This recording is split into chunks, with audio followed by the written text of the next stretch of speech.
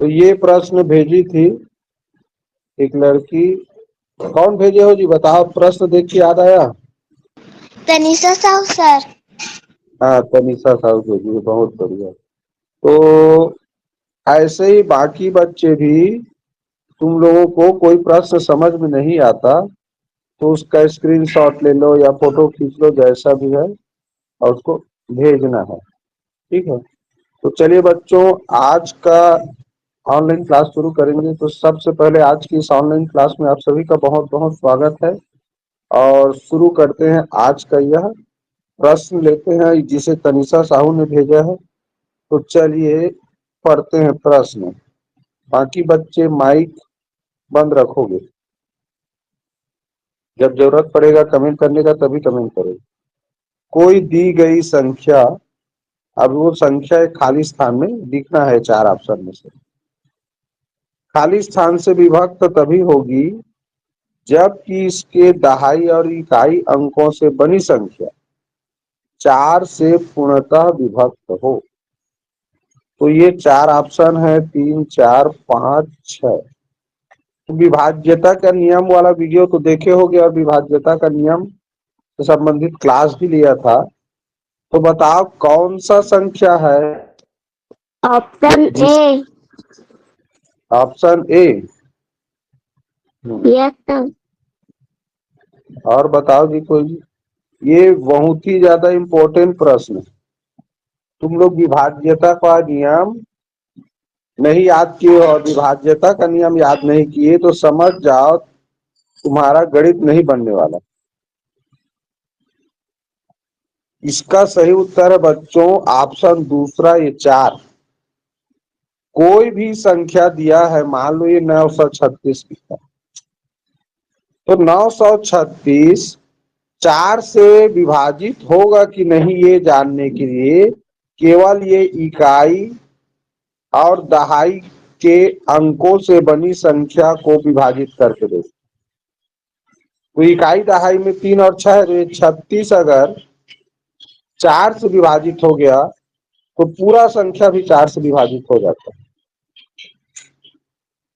तो ये 36 हो गया, मतलब ये हो जाएगा। मान लो यहीं पर ये लिखा है 835। अब 835 के इकाई दहाई में क्या लिखा है? 33। तो 35 4 से विभाजित नहीं होता। इसका मतलब 836 भी 4 से विभाजित नहीं होगा, ये हमें पता चल गया। 4 के विभाज्यता का नियम कहता है कोई भी संख्या लिखा हो, कितना भी बड़ा संख्या लिखा हो, ऐसे हमको केवल इकाई दहाई के अंकों को देखना है। इकाई दहाई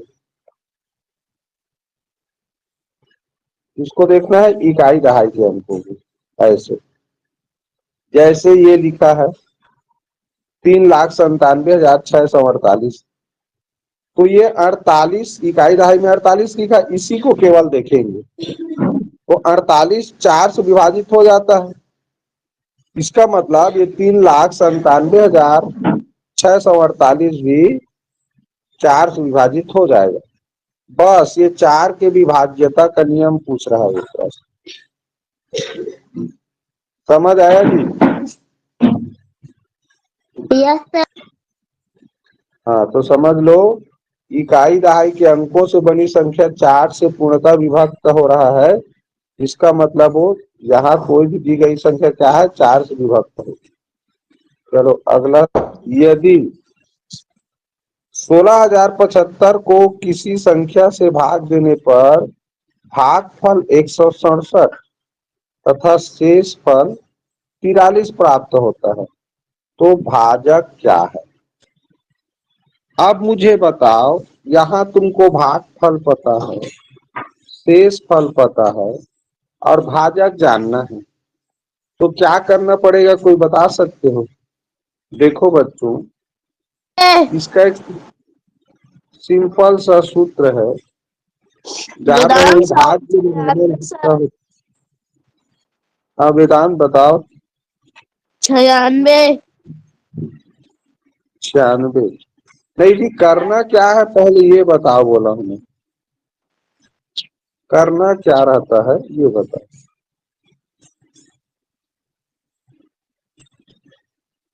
करना क्या है, कैसे में उत्तर आया ये बताओ। सूत्र है, जानते हो, भाज्य बराबर होता है भाजक गुणित भागफल धन शेष। यहाँ पर हमको ये भाजक पता नहीं है, तो सीधा सीधा बच्चों ये भाज्य पता है कितना है, 16,000। ये भी आज काम नहीं कर रहे ढंग से, 75। अब भाजक नहीं पता, तो ये दोनों तो पता है ना, शेष। तो शेष बाहर है तो वही पहले इसमें से घटेगा, तो शेष को पहले घटा देना हमेशा भाज्य में से। 43 है, शेष घटाना है पहले, तो क्या बचा देखो, 2 और इसमें से 3, अब इसमें 0 और 16, यानी 16,032 बचा।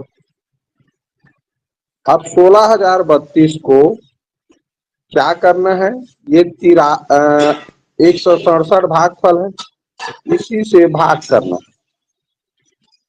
अब भाग करते समय ध्यान ये देना है कि यहाँ पर जो भी लिखा होगा ये 4 ऑप्शन में से होगा, तो इकाई का गुणा करके पहले देख।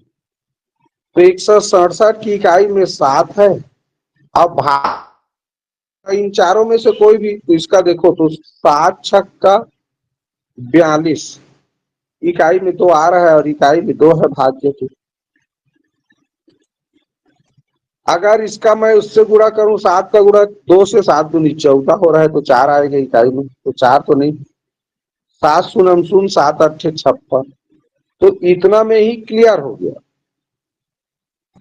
कभी भी हमको भाजक जानना है, तो भाजक जानना है तो भागफल तो यहाँ पर लिखा है भाई, ऐसे मान लो, यहाँ लिख देता हूँ इसको, ठीक है, तुम लोगों को समझ के लिए। और ये खाली है भाजक वाला जगह, इसको भी बता देता हूँ। तो सबसे पहले हमने किया क्या, उसको देखो। जब भी भाजक पूछे या भागफल पूछे तो शेषफल को तो पहले घटा देना, किसमें से, ये जो संख्या दिया है उसमें से। शेषफल घटाने के बाद क्या मिला हमको, 16,032। बस अब ये 4 ऑप्शन में से एक ऑप्शन भाजक है, और तुम्हारे पास भागफल पहले से पता है, तो उसी को रख के देखना है। अगर मैं 96 के साथ 96 आज में टच वाला काम नहीं कर रहा, 96 167 का अगर गुणा करूं, क्यों, क्योंकि भाजक और भागफल का गुणनफल ये भाज्य होता है, ये भी याद रखो। शेषफल घट जाने के बाद भाजक और भागफल का गुणा भाज्य होता है। तो इकाई का अंक जानना है पहले, कि इकाई में 2 है भाज्य के, तो इकाई इकाई अंक का गुणा करते हैं। तो ये 7 और 6 का गुणा करें तो देखो 7 छक्का 42, इकाई में 2 आया, इकाई में 2 है। बाकी का गुणा करोगे, जैसे 92 लिखूंगा यहाँ, तो 2 का गुणा 7 से करोगे तो इकाई में 4 आएगा, 7 दूनी 14। 90 का करोगे तो 0 आएगा, 98 का करोगे तो 8 से 56 6 आएगा, जो कि नहीं है। तो पता चल गया कि ये ऑप्शन ए इसका सही। ठीक, केवल और केवल शेषफल घटाना पड़ता है, घटाने के बाद इकाई का अंक चेक करते हैं बस। भागफल प्रश्न में दिया है उसके इकाई को लिख लो, और ये ऑप्शन की इकाई से गुणा कर करके देखो किसके साथ गुणा करने में ये जो संख्या लिखा है उसका इकाई का अंक प्राप्त है। तो चलिए आज का हमारा यह गुणाजन गुणनखंड का क्लास शुरू होता है, और पहला प्रश्न लिखते हैं। ये प्रश्न मैं कल भी बताया था, तो जल्दी जल्दी इसको करेंगे। 4 अंकों की छोटी से छोटी संख्या को अभाज्य गुणनखंड के रूप में व्यक्त करने पर प्राप्त होता है। चलिए कमेंट कीजिए फटाक से, कल सिखा चुका हूँ इसको। Option C sir, option C, option C, option C बिल्कुल सही जवाब, बिल्कुल सही जवाब। ठीक ठीक, बहुत बढ़िया। तो बच्चों इसका तो बता दिया था, हमको ध्यान क्या रखना है, अभाज्य गुणनखंड लिखा है, अभाज्य गुणनखंड लिखा हो तो अभाज्य संख्या जिसमें नहीं दिया है यानी भाज्य संख्या लिख दिया है वो ऑप्शन गलत होगा। 8 भाज्य संख्या है, 4 भाज्य संख्या है, इसमें का 10 भाज्य संख्या है। केवल हमारे पास सी ही एक ऐसा ऑप्शन है जिसमें सभी भाज्य संख्याओं का गुणनखंड है, इसीलिए ऑप्शन सी इसका सही उत्तर है, बिल्कुल सही। चलो दूसरा क्वेश्चन देखते हैं, कुछ इसी तरह का प्रश्न ये भी है। 2100 यानी 2100 का भाज्य गुणनखंड है, कौन सा उत्तर है? Option number A, option C. मैंने अभी तक ऑप्शन नंबर ए वाली नहीं सीखी है। ये 15 ऑप्शन संख्या होगी। जिसने भी ऑप्शन ए बोला वो ये बताओ, ये अभी तक तुम अभाज्य अभाज्य नहीं सीखे हो लग रहा है। ये 15 तुमको अभाज्य संख्या लग रहा है। 15 कितने गुणनखंड है? एक है, 3 पंचे 15, 5 किया 15, 15 एकम 15, 4 गुणनखंड हो गए। और 4 गुणनखंड वाला क्या संख्या कहलाता है? भाज्य संख्या कहलाता है। अभाज्य संख्या कहलाने के लिए 2 गुणनखंड होना चाहिए, केवल और केवल 2। जब पहला ऑप्शन में 15 लिखा है, 15 भाज्य संख्या है, तो अभाज्य गुणनखंड कैसे बोलेंगे? इसमें देखो ऑप्शन बी में 35 लिखा है, 35 तो अभाज्य संख्या है। जिस संख्या की इकाई में 5 होता है वो भाज्य संख्या होता है, भाज्य, क्योंकि वो 5 से विभाजित होता ही है। ऐसा संख्या जो 1 से विभाजित हो और स्वयं से, वही संख्या कहलाता है अभाज्य। ठीक है, तो ये भी भाज्य है, 15 भी भाज्य है, और ऑप्शन डी में 4 भाज्य संख्या। तो 3 ऑप्शन में तो भाज्य संख्या दिया हुआ है, जबकि अभाज्य गुणनखंड पूछ रहा है वो, तो तीनों तो हो ही नहीं सकता, बचा ऑप्शन सी, यही आंसर। जो बच्चे गलत कमेंट किए हो, क्लियर हुआ? अगर क्लियर नहीं हुआ होगा तो तुम लोग भाज्य अभाज्य वाला मेरा जो वीडियो है उसको और अच्छे से देख लेना। भाज्य अभाज्य संख्या को पहचानने में गलती करोगे तभी ये प्रश्न गलत बनेगा, इसीलिए पहले भाज्य अभाज्य संख्या पढ़ा दिया गया, वो तुम्हारा पूरा सार पाठ में काम आएगा, अच्छे से याद रखो। अगला प्रश्न, अगला प्रश्न देखो, वह कौन सी संख्या है जो 4, 8 और 6 तीनों संख्याओं का गुणज है? चलो बताओ। इसके 2 तरीके बताऊंगा बनाने के। ऑप्शन नंबर ई,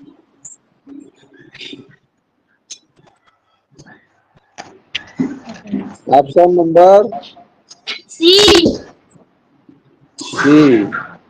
sir Lokendra option number C, option number C. किसी ने बोला। चलिए देखो बच्चों, कैसे बनाती हूँ ये 2 तरीका बता रहा हूं। पहला तरीका है विभाज्यता के नियम पे बना सकते हैं। भाई तीनों संख्या का गुणज है, इसका मतलब तीनों संख्या के पहाड़ा में आना चाहिए, यानी तीनों संख्या से विभाजित होना चाहिए। अगर 4 से भाग करे तो भी भाग चला जाए, 8 से भी चला जाए और 6 से भी। तो 4 के विभाज्यता का नियम क्या कहता है? इकाई दहाई के अंकों का योग 4 से विभाजित होना चाहिए। तो 96 तो 4 से विभाजित हो जाता है, जान रहे हैं कैसे? 4 दूनी 8, अब बचे गए, उतारेंगे 6, 4 चौक 16। अब 8 का विभाज्यता का नियम कहता है तीनों अंक 8 से विभाजित होना चाहिए। तो 696 को अगर 8 से विभाजित करें, देखो तो 8 अट्ठे 64, क्या बचेगा? 5, अब उतारेंगे 6 तो 56, तो 8 सत्ते 56, तो 8 की विभाज्यता का नियम तो पूरा हो गया। और 6 का विभाज्यता का नियम क्या कहता है? सम संख्या होना चाहिए और अंकों का योगफल 3 से विभाजित होना चाहिए। तो ये 9 6 15, अब 15 6 21, 21 विभाजित होता है भाई 3 से। ठीक है, इसका मतलब ये संख्या, ये बिल्कुल सही आंसर। अब उदाहरण के लिए अन्य ऑप्शन को देखते हैं। ठीक है, आप लोगों को दूसरा ऑप्शन बता रहा हूं। अब देखो 396, 396 तो 96 तो 4 से विभाजित हो गया। 8 के विभाज्यता के नियम में तीनों, ये पूरा संख्या विभाजित होना चाहिए तीनों अंक का। तो ये हो जाएगा 8 से करोगे तो 8 3 24, 8 चौक 32, 8 से करोगे तो 8 चौक 32, क्या बचेगा 7, उतारेंगे 6। अब 8 से के पारा में 76 नहीं आता, इसका मतलब ये 8 से विभाजित नहीं होगा, तो ये ऑप्शन नहीं हो सकता। ये देखो तो 4 से इकाई दहाई का अंक हो जाएगा। अब 8 से कहें तो 8 8 64, अब बचेगा 4 तो ये 44 बनेगा, फिर 8 से विभाजित नहीं होता। इसको देखो तो 4 से तो हो गया 4 8 32, अब 8 से देखोगे 3 अंकों तो 8 चौक 32, 8 पंचे 40, अब 32 8 से तो हो गए रहती, लेकिन 3 के विभाज्य तब नहीं आता होगा।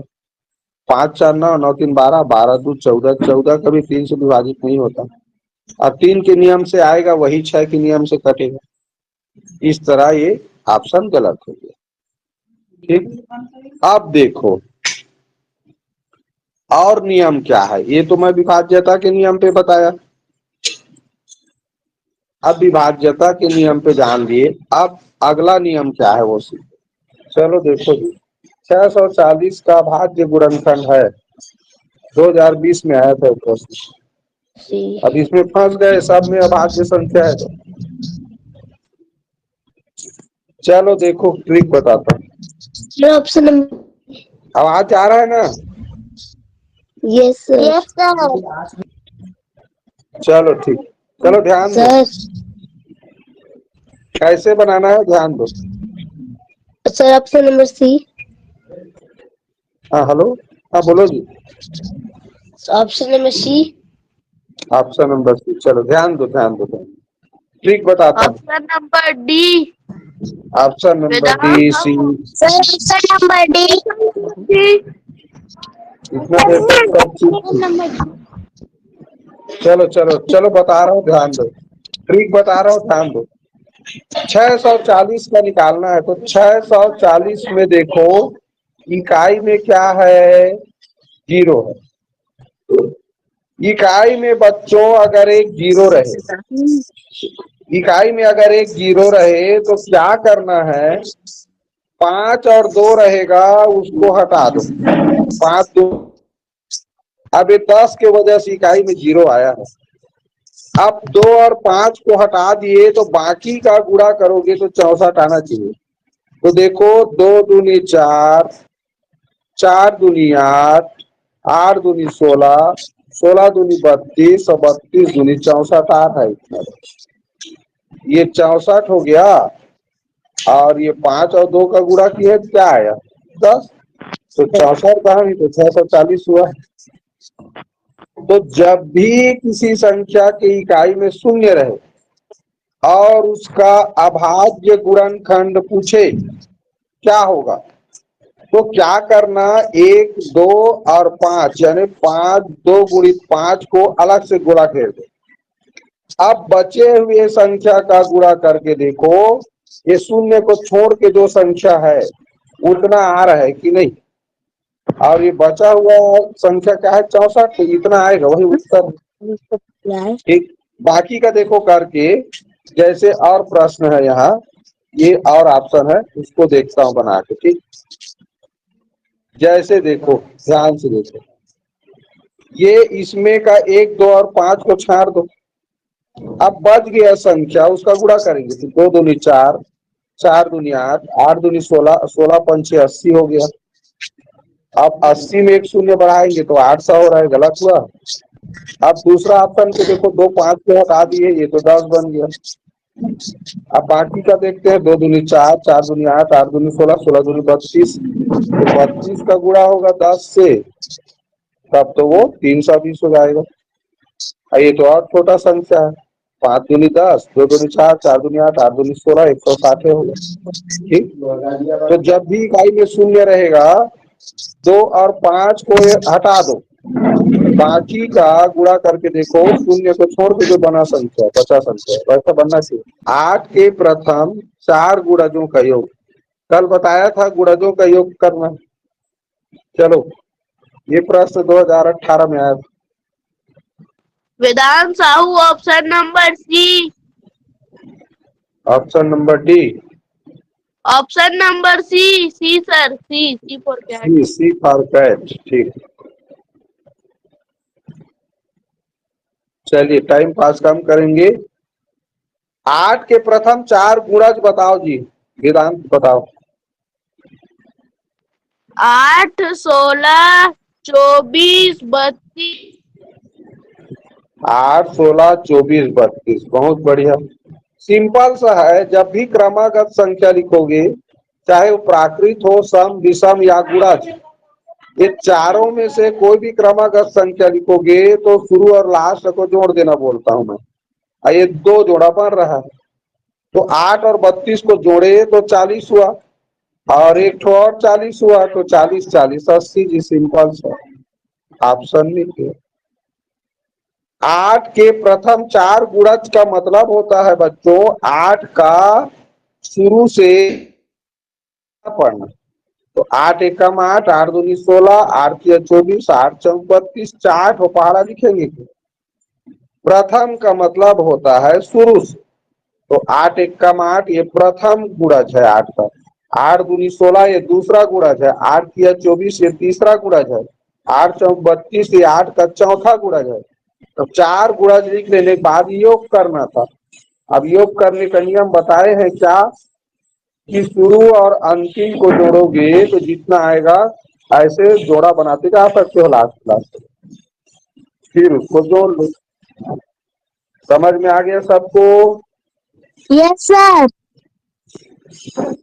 चलो अब अगला प्रश्न आते हैं। चलो ये प्रश्न, हाँ ये देखो। 9 तथा 7 दोनों का एक उभयनिष्ठ गुणन संख्या ए है। यह संख्या 1200 तथा 1300 के बीच में है। संख्या ए क्या है? अब मैं तुम लोगों को बता दूं, ये प्रश्न 2018 में आया था। अब उभयनिष्ठ गुणन, उभयनिष्ठ गुणन नहीं लिखा, ये वास्तव में गुणज है। तो उभयनिष्ठ गुणज कब होगा? जब ये दोनों से वो विभाजित होगा, 9 से भी विभाजित होगा और 7 से भी विभाजित होगा। और लिखा है 1200 तथा 1300 के बीच में, तो 1200 और 1300 के बीच वाला जो संख्या होगा वो 1200 से ज्यादा होगा और 1300 से कम होगा, तभी बीच माना जाएगा। तो ऑप्शन ए को देखो, 1200 से कम है, तो ये 1200 और 1300 के बीच में नहीं आ सकता, तो ये ऑप्शन बिल्कुल गलत है। कभी भी सर गलत ऑप्शन ऑप्शन बी। सीखो। Sir option B, option B. हाँ हाँ चलो देखते हैं। Option B. Option D, D. B. चलो चलो ध्यान से देखो, जिन जिन बच्चों को नियम और 7 के विभाज्यता का नियम आता होगा वो इस प्रश्न को आसानी से हल कर सकता है। 9 के विभाज्यता का नियम क्या कहता है, कोई बताएगा? कि संख्या के अंकों को जोड़कर 9 से भाग कर देना, 9 से विभाजित हो जाए। ठीक ठीक, यानी संख्या के अंकों को जोड़ेंगे तो ये देखो 9 हुआ तो 9 से विभाजित हो जाता है 9, इसका भी 9 हो रहा है और इसका देखें तो 3, 6, 9, 9, 8, 15, तो ये 9 से विभाजित नहीं हो, 9, 6, 15, इसका मतलब ऑप्शन डी नहीं हो सकता। अब हमारे पास केवल 2 ऑप्शन बचा, ऑप्शन बी और ऑप्शन सी। अब इन्हीं दोनों में से कोई एक उत्तर है। अब तुमको देखना है 7 के विभाज्यता का नियम। तो 7 के विभाज्यता का नियम क्या कहता है? इकाई के अंक का डबल करना। तो मान लो ये 1206 लिखा है, मैं इसको पहले करता हूँ। तो इकाई का अंक डबल कर दो, क्या होगा? 1266। अब 12 हो जाएगा, उसको घटाना है, बचेगा 108। बचे हुए संख्या से इकाई को अंक को डबल करना है, बचा हुआ जो अंक से बना संख्या उसमें घटाना रहता है। तो ये बचा 108। अब 108 को तुम 7 से भाग करके देखो, तो 7 एकम 7, अब बचेगा 3, तो 38 बनेगा। 38 7 के पहाड़ा में नहीं आता, मतलब ये उत्तर नहीं होगा। अब बच गया हमारा ये 1260, तो यही तो उत्तर होगा, और क्या है। अब करके देखें, ये 0 को डबल करो तो भी वही होगा, तो 7 से भाग करो किसको? केवल 126 को, क्योंकि इकाई में 0 है, 0 का डबल 0 ही होगा। घटाएंगे तो 126 का 126 से रहेगा। अब इसको 7 से भाग करें तो 7 एकम 7, बचेगा 5, उतारेंगे 6, तो 7 अट्ठे 56, ये कट गया। तो 7 के विभाज्यता के नियम, 9 के विभाज्यता के नियम दोनों में लागू हो रहा है 1260। इसका मतलब यही आंसर। समझ आया? 7 के विभाज्यता का नियम ज्यादातर बच्चों को याद नहीं होगा, उसी को और समझ लो। अच्छे से बता देता हूं। 9 के विभाज्यता का नियम कहता है अंकों का योग हो गया तो 9 से विभाजित हो जाएगा पूरा संख्या। और 7 के विभाज्यता का नियम कहता है इकाई के अंक का डबल करके बचे हुए अंकों से बनी संख्या से घटा दो, और घटाने के बाद जो संख्या मिलेगा उसको 7 से विभाजित करो। जैसे ये 1206 लिखा था, तो 1206 लिखा था, उसमें इकाई का अंक क्या था? 6, और 6 का हमने डबल किया तो 12 मिला। अब इसी 12 को बचा हुआ संख्या क्या है? 120, इसी में से घटाया तो इस तरह 108 मिला। 108 7 से विभाजित नहीं हो रहा है, जिसका मतलब ये संख्या भी नहीं होगा। ये 1260 हो गया 7 की विभाज्यता की नियम में। क्यों? इकाई के अंक को डबल किए तो 0 का डबल करो, 0 जाएगा, घटाओगे तो कुछ नहीं घटेगा, तो 126 से बचा हमारे पास। बस 126 7 से विभाजित हो रहा है, मतलब विभाजित हो जाएगा। अब ये क्यों नहीं हुआ, ये तो बता दिया है, 9 के नियम में नहीं आया। ठीक है, 7 के विभाज्यता का नियम समझ में आ गया? यस उसको देख लूंगा। 7 का विभाज्यता का नियम थोड़ा सा कठिन है, याद रखोगे तो फायदे में रहोगे। 7 के प्रथम 7 गुणजों का योग, चलो ये प्रश्न अभी फिर आया था 8 वाला। अब 7 के प्रथम 7 गुणजों का योग करना है। कट करो, नहीं पता चला। Option number C. चलो देखते हैं। मत बताइए, 2 मिनट रुकिए। 7 का एक साथ बनता है। चलो ध्यान दो। कुल संख्या है 7, और जब 7 संख्या हो तो जोड़ा नहीं बनाते बन, तो क्या सब 49 बनेगा। देखना 7 42 49, 14 34 49, 21 28 49 होगा। कितना तो जोड़ा बना, कितना तो 49 मिला, बताओ कितना तो 49 मिला? 3 5 सर आपसे नंबर सी सृष्टि प्रजापति। तुम लोग भी नहीं देखते हो। ये 49 एक हो गया ये। अब 7 और 42 को जोड़े तो 49, इसको जोड़े तो 49, इसको जोड़े तो 3 जोड़ा तो ये बना, और एक तो ये है, तो 4 तो बना। कैसे देख रहे हो? हाँ सृष्टि प्रजापति। ये 49 है एक, और 7 और 42 को जोड़े तो 49 हुआ, 14 और 35 को जोड़े तो 49, 21 और 28 को जोड़े तो कुल मिला के 3 जोड़ा बना, और एक आंकड़ा 49 बना अकेला। तो कुल मिला के 4 तो 49 हुआ, तो 49 का 4 से गुणा करेंगे, 4 9 36, हासिल 3, 4 4 16, 3 19, 196। उत्तर सही है, ऑप्शन सी। मेरा भी वही है। रुको, बात मत करो बीच में। ऐसा कब करेंगे? जब जोड़ा ना बने तो अंतिम वाला संख्या, क्योंकि अगर जोड़ा बनाओगे तो बीच वाला संख्या बच जाएगा 28। इससे अच्छा लास्ट वाले को छोड़ो, तो बाकी लास्ट वाला जितना बनेगा ना उतना ही बनता है। 49 है तो ये भी 49 छुआ, देखो सब, तो 3 जोड़ा ये और एक ये, तो 4, तो इसलिए 49 का 4 से गुणा कर दो। अब यही चीज तुम लोग सीख जाए रहोगे, यही चीज तुम लोग सीख जाए रहोगे, तो क्या करोगे जानते हो? सीधा सीधा 7 के 7 गुणा लिखा है तो 7 7 49 लिखो। अब गुणा करोगे किससे? तो ये 7 में एक जोड़ के आधा कर दो, तो इस तरह क्या मिला? 7 1 8 और 8 का आधा 4, पूरा कर दिए, उत्तर आ गया। ठीक, ऐसी बनती। कब ये विषम संख्या रहे तब, गुणजों की संख्या विषम है तब, और नहीं तो गुणा होगा सम संख्या में रहे। मान लो यही पर 8 लिखा रहता, यही पर क्या लिखा रहता? 8 लिखा रहता, तो 8 लिखा रहता तो क्या करते? ये 7 और 7 अच्छे 56, इसको जोड़ते। अब इसके बाद फिर 8 हो रहा था तो 4 जोड़ा बनता, ऐसे इससे, तो 56 और 7 हो जाता 63, और 63 का गुणा 4 से करते, तो 4 तिया 12, हासिल में 4 छक्का 24 25, 252 आता। कब? ये 8 गुणजों का योग कहता है।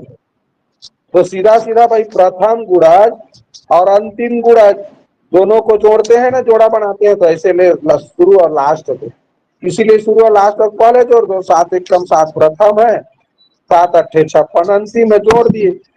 अब जोड़ने के बाद कितना जोड़ा बनेगा भाई? तो 8 है तो 4 जोड़ा बनेगा, तो 4 से गुणा किया। और जब वो विषम संख्या में हो तब एक जोड़ के आधा करना रहता है, जैसे 7 गुणज है तो एक जोड़ के आधा करते बनेगा, तो 8 बनेगा, तो 8 का आधा 4, ऐसे कर। ठीक, चलो बताओ आगे प्रश्न। 4 के प्रथम 6 गुणजों का योग। ऑप्शन नंबर ए। चलो देखो 6 गुणज है तो कितना जोड़ा बनेगा? 3 जोड़ा लिख दिए।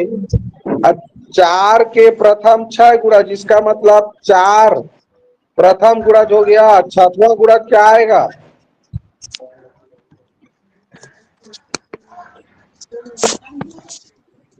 क्या आएगा?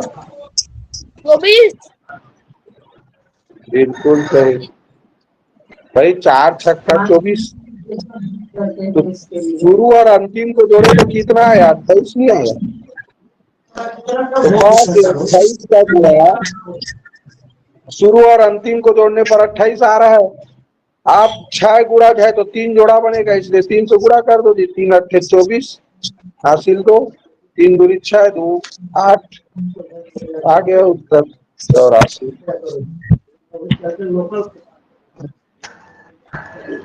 अच्छे से देखो करना क्या रहता है। अब तुम मान लो नहीं सीख रहे तो क्या करोगे? 4 का 6 तक लिखोगे, 4 1 कम 4, 4 दूनी 8, 4 तिया 12, 4 चौक 16, 4 पंच 20, 4 छक्का 24, ऐसे लिखोगे। अब इसको जोड़ोगे तो फिर वही 4 24 28, 8 और 24 8 और 20 28, 12 और 16 28, तो कुल मिला के 3 12 28 हुआ ना। देखो 3 जोड़ा बना, तो बस 3 जोड़ा बना 28 को, तो 3 से गुणा कर दिया, 8 24 माई काउंट। चलो 32 का भाज्य गुणनखंड है कौन सा है बताओ? पहले देख लो, उसके बाद भी सही करें। ऑप्शन नंबर 1 वेदांत साहू। ऑप्शन सी क्यों नहीं होगा? चलो बताओ। पल्लवी संधि ऑप्शन सी, क्योंकि उसके इकाई में भाज्य संख्या है। सर एक क्योंकि एक संख्या 8 एक भाज्य संख्या है। 8 एक भाज्य संख्या है। अभाज्य संख्या पूछा, अभाज्य पूछा है तो भाज्य वाला कैसे उत्तर होगा? अभाज्य गुणनखंड पूछा है और इसमें भाज्य संख्या लिखा है तो उत्तर तो हो ही नहीं सकता। ऑप्शन डी क्यों नहीं होगा? क्योंकि उसके इकाई में भी भाज्य संख्या है। ये इकाई वाला शब्द कहाँ से आ गया? इकाई तो आ ही नहीं सकता। ये इकाई कहाँ से आ गया जी? संख्या रहेगा तब तो इकाई होगा। इसके गुणनखंड में भाज्य संख्या है, ये बोलो, इकाई नहीं है। मान लो मैं ऐसे 340 लिखता तो इसमें इकाई है, दहाई है, सैकड़ा है। इसमें इकाई, दहाई, सैकड़ा कुछ नहीं है। इसमें ये बोलो कि ऑप्शन डी में एक भाज्य संख्या को गुणनखंड के रूप में लिखा गया है, भाज्य संख्या को गुणनखंड के रूप में लिख दिया गया है, जबकि अभाज्य पूछा है प्रश्न, इसलिए ये उत्तर नहीं हो सकता। अब बी क्यों नहीं होगा? तो देखो 3 तिया 9, 9 दूनी 18, 18 दूनी 36 हो रहा है गुणा करने पर, जबकि 32 का पूछा है, तो ये नहीं हो सकता। तो 2 दूनी 4, 4 दूनी 8, 8 दूनी 16, 16 दूनी 32, दो का आपस में 5 बार लिख के पूरा करो तो 32 आता है। देख लो, 2 दूनी 4, 4 दूनी 8, 8 दूनी 16 और 16 दूनी 32। ऑप्शन है बिल्कुल सही है। चलो ये देखो, इनमें से कौन सी संख्यांक 8 और 12 के प्रथम 3 उभयनिष्ठ गुणज है? देखो, 8 और 12 के प्रथम 3 उभयनिष्ठ गुणज देखना कौन सा है। 2017 में प्रश्न है, दो संख्याओं का उभयनिष्ठ गुणज बताना, वो भी प्रथम। तो पहले ये समझो, प्रथम 3 उभयनिष्ठ गुणनखंड किसे कहते? गुणज किसे कहते? तो पहले गुणज बोला है तो गुणज यानी पहाड़ा, तो पहाड़ा लिखो दोनों का। 8 एकम 8, 8 दूनी 16, 8 तिया 24, 8 चौक 32, 8 पंचे 40, ऐसे लिखे। 12 का लिखे 12 एकम 12, 12 दूनी 24, 12 तिया 36, 12 चौक 48, ऐसे। अब बताओ कौन सा संख्या इतना में उभयनिष्ठ मिला? 8 और 12 का उभयनिष्ठ गुणज 24 और 48। ये 24 मिला, 24। इसी से मतलब रहता है, बाकी अपने आप बन जाएगा। जब 8 का मैंने गुणज लिखा और 12 का गुणज लिखा तो दोनों में उपस्थित संख्या को देखना है पहले। तो ये 8 तो 12 के पहाड़ा में नहीं मिला, 16 तो 12 के पहाड़ा में नहीं है, 24 8 के भी पहाड़ा में आता है और 12 के भी पहाड़ा में, यानी 8 का भी गुणज 24 है, 12 का भी गुणज 24। हाँ, दोनों में वही कहलाता है बच्चों प्रथम उभयनिष्ठ गुणज। तो 8 और 12 का प्रथम उभयनिष्ठ गुणज है 24। अच्छे से देख लो, कोई भी दो संख्या या 3 संख्या का प्रथम उभयनिष्ठ गुणज पूछे तो उनका पहाड़ा लिख लो और उसी को आगे चल के लघुत्तम समापवर्त बोलते हैं। प्रथम उभयनिष्ठ गुणज को ही लघुत्तम समापवर्त बोला जाता है, ये भी याद रखें। प्रथम उभयनिष्ठ गुणज को ही लघुत्तम समापवर्त बोला जाता है। कैसे जानते हैं? तो ये दोनों का गुणज लिखा और दोनों में जो संख्या रहेगा दोनों के गुणज में, वही कहलाता है प्रथम उभयनिष्ठ गुणज। अब इसी संख्या का पहाड़ा लिखना रहता है। 24 मिल गया प्रथम उभयनिष्ठ गुणज 8 का, तो 24 का पहाड़ा ही आगे आएगा। तो 24 दूनी 48 और 24 तिया 72 प्रथम 3 उभयनिष्ठ गुणज हो गया, जो कि ऑप्शन ए में लिखा है। ऑप्शन बी क्यों गलत है? क्योंकि 8 और 12 दोनों का उभयनिष्ठ गुणज हमेशा बड़ा संख्या होता है। तो 8 और 12 में बड़ा संख्या 12 है, तो 12 का गुणज ही उभयनिष्ठ गुणज होगा। भाई 12 8 के पहाड़ा में तो 12 कभी आ ही नहीं सकता ना। तो ये 24 आया उभयनिष्ठ गुणज, 24 मिल गया तो आगे का जानना सरल है, 24 का पहाड़ा लिखना है बस। प्रथम उभयनिष्ठ गुणज ज्ञात हो गया, जान गए, तो बस उसका पहाड़ा लिखना है। तो 24 से कम 24, 24 दूनी 48, 24 या 72। प्रथम 3 उभयनिष्ठ गुणज हो गया 3 तो, जो कि ऑप्शन ए में दिया है। ठीक, ये तरीका है।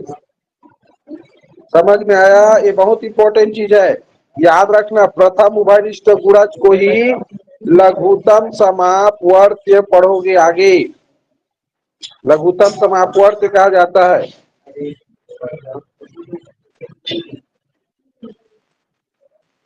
चलो ये आज के क्लास का अंतिम प्रश्न, कल आगे से पढ़ेंगे। 3 के प्रथम 10 गुणजों का योग, 10 गुणजों को जोड़ेंगे तो 5 जोड़ा बनेगा, इतना तो तय है। अब 3 का प्रथम गुणज 3, अब 10वां गुणज होगा 3 दहम 30, यानी कि हो गया प्रथम और अंतिम को जोड़े तो हो गया 33। इसका मतलब 33 का 5 जोड़ा बनेगा। अब 5 तिया 15 हासिले, 5 तिया 15 हासिले को जोड़ेंगे तो 16 होगा। इस तरह 165 उत्तर आ रहा है, यही सही उत्तर। ये प्रश्न आज बहुत बार हो गया तो भी कई बच्चों का कमेंट नहीं आ रहा है। ध्यान से देखो ना जी, 10 गुणज, अब 10 गुणज का तो कमेंट जोड़ा बना सकते हैं ना। 10 तो गुणज लिखोगे, 10 बार लिखोगे तो 5 जोड़ा बनेगा, 5 को पहले लिख लो। अब प्रथम 3 का पहाड़ा पढ़ोगे तो शुरू में दहम बार पढ़ोगे तो 3 दहम 30, और शुरू और लास्ट को जोड़ते हैं, ध्यान रहे वैसे, तो 33, यानी 33 का 5 जोड़ा बनेगा। क्लियर हो गया? अब बस पूरा करना है, तो 5 किया 15 हासिल, 5 की 15 165 हो गया। ठीक, तो इस तरह से बच्चों आज का ये जो क्लास है यही समाप्त हो रहा है।